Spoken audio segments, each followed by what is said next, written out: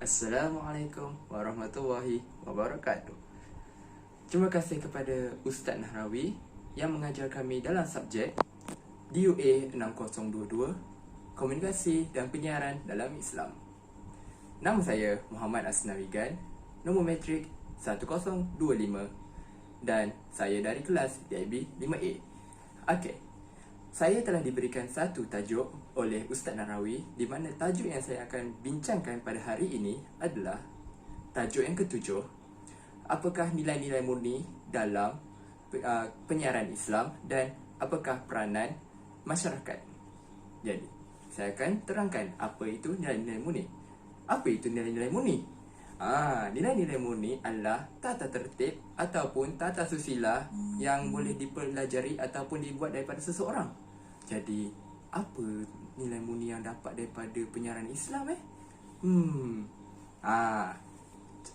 Nilai-nilai murni yang kita boleh dapat adalah satu, nilai-nilai murni dalam penyiaran Islam ia berpandu kepada Al-Quran dan Al-Sunnah, dan ia tidaklah difikirkan secara otak manusia sahaja. Yang kedua, banyak kebaikan yang kita dapat daripada tu, di mana ia tidaklah mengikut kepada nafsu ataupun kita katakan sebagai akal manusia sahaja. Okey, dari nilai murni itu banyak kebaikan, kerana kebaikannya kalau kita menonton cerita yang berangsurkan Islamik, kita akan mendapat ketakwaan Allah. Kita dapat mengekalkan kita punya keimanan dan kita boleh mempelajari lebih dalam tentang Islam. Jadi, apa rancangan yang memberi penyiaran Islam? Okey, penyiaran Islam, salah satu rancangannya adalah TV Al-Hijrah. Jangan lupa, TV Al-Hijrah. TV Al-Hijrah adalah salah satu siaran yang disiarkan di Malaysia, di mana ia dilakukan sendiri oleh Kementerian Malaysia.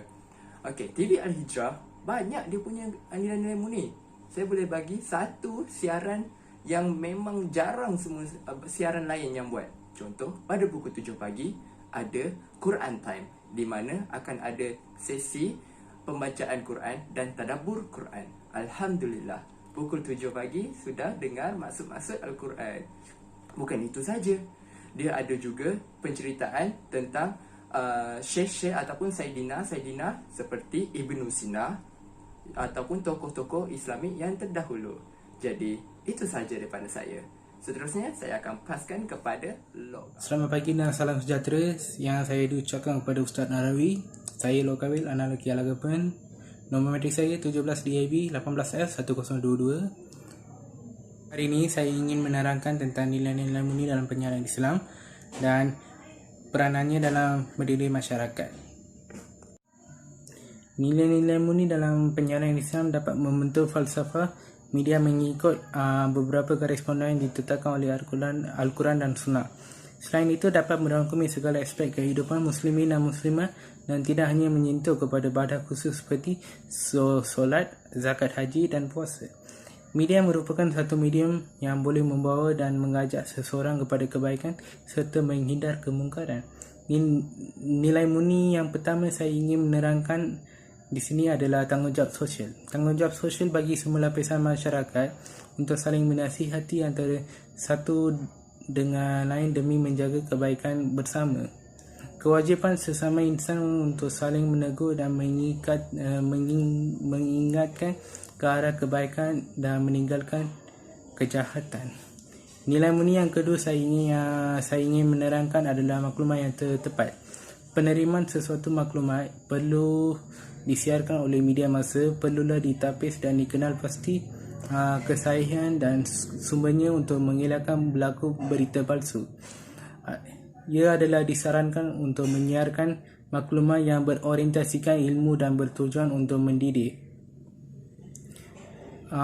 Setiap maklumat yang datang kepada kita perlulah diselidik supaya kebenarannya dapat dikenal pasti terlebih dahulu supaya dapat disaring oleh ilmuwan atau pakar dalam sesuatu bidang.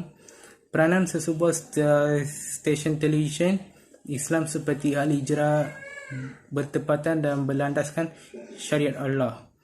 Program yang berbentuk dokumentari dan bual bicara Islam dapat membantu dalam memberikan kefahaman kebenaran Islam yang jelas.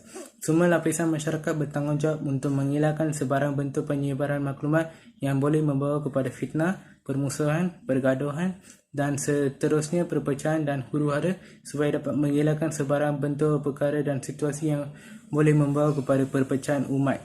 Umat Islam wajib menghalusi terlebih dahulu kesahihan berita atau maklumat yang diterima sebagai langkah untuk menjauhi penyebaran fitnah.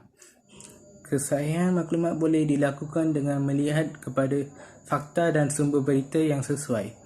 Media Islam tidak boleh menyiarkan berita-berita yang berniat buruk dan meragukan. Setiap berita yang disampaikan perlulah dipastikan sumber dan kebenaran dan kesahihannya. Selain itu, Astro Oasis juga diperkenalkan sebagai media penyiaran Islam yang dilancarkan pada 13 Oktober 2007 dengan slogan Inspirasi Sanubari. Ia sebuah platform bagi masyarakat Melayu mendapat input yang membawa kepada kebaikan dan kedamaian, menjadi sumber informasi tentang kehidupan umat Islam seluruh dunia. Antara siaran yang ditayangkan ialah Indahnya Iman, Kalam Suci, Tabayun dan Pintu Taubat. Kesimpulannya, dua saluran televisyen Islam iaitu TV Al-Hijrah dengan Astro Oasis ni banyak memberikan kebaikan kepada masyarakat dengan kepelbagaian dan variasi yang disediakan untuk menjalankan peranan dalam menyampaikan ilmu, pengetahuan dan maklumat penting berhubung agama Islam. Ia dapat membentuk pelbagai tingkah laku sosial, budaya, perkembangan personaliti dalam kalangan masyarakat. Ia juga dapat memperkasa diri individu ke arah yang lebih baik dan positif. Assalamualaikum dan salam sejahtera. Okay, nama saya Muhammad Amir Hakim bin Muhammad Zaki. Nombor masjid saya 17-18F1039 daripada Diploma Kewangan dan Perbankan Islam, Politeknik Sultan Idris Shah. Okay, hari ini saya akan berkongsi kepada anda tentang peranan penyiaran Islam dalam mendidik masyarakat.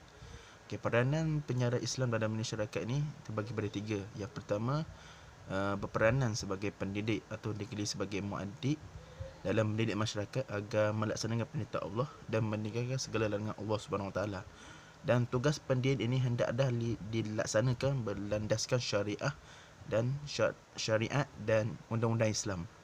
Okey, yang kedua, peranan penyiaran Islam dalam mendidik masyarakat ni ialah berperanan sebagai penghalang kepada berita-berita palsu yang disebarkan oleh individu atau pihak yang tidak bertanggungjawab, agar berita palsu ini terus tidak disebarkan supaya berita palsu ni tidak berpanjangan, kerana berita palsu ni kesan dia amat negatif, negatif yang banyak.